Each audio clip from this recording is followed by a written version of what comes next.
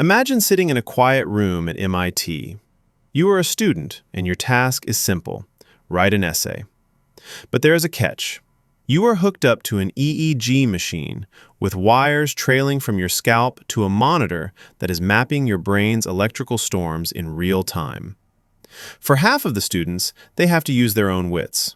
For the other half, ChatGPT is invited to the party. The results from that group of 54 participants showed something striking.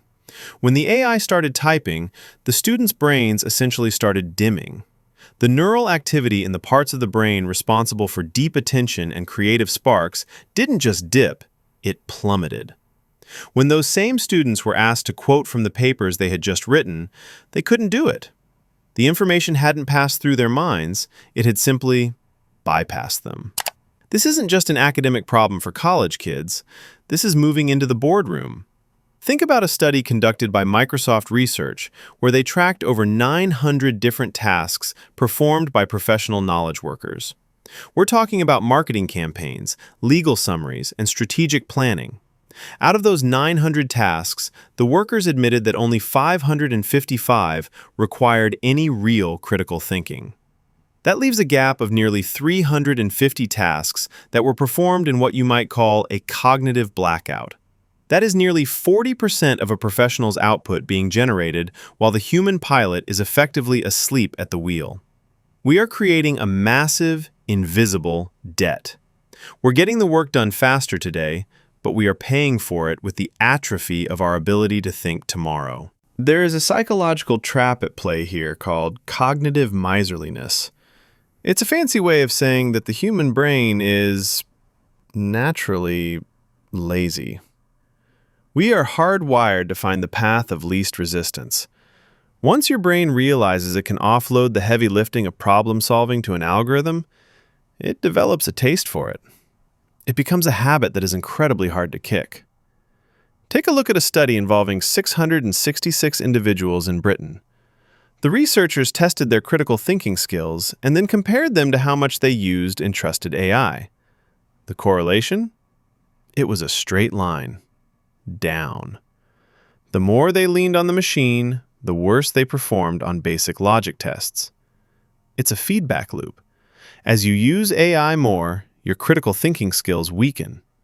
And as your skills weaken, you feel like you need the AI even more. We can see this impact most clearly when we look at creativity. In Toronto, researchers asked 460 people to come up with imaginative uses for everyday objects, like a pair of trousers. The group working alone came up with wild ideas, like sticking nuts in the pockets to create a novelty bird feeder. But the group that looked at AI-generated suggestions first? They got stuck. Their brains were anchored by the AI. The AI suggested using the trousers to make a scarecrow. The humans then just repeated versions of that same idea. The AI acted like a ceiling on their imagination, not a floor. The stakes here are incredibly high because the technology is so addictive. A survey of 16 different countries found that 47% of employees would use AI even if their boss explicitly told them not to.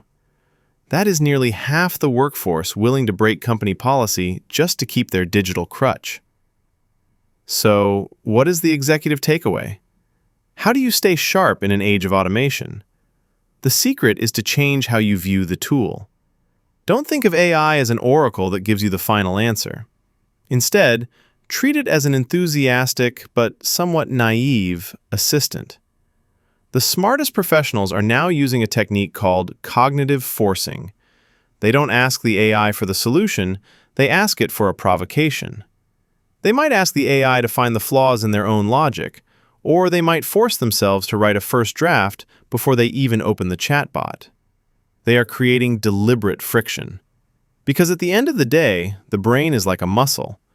If you stop lifting the heavy weights of critical analysis and creative synthesis, that muscle will wither.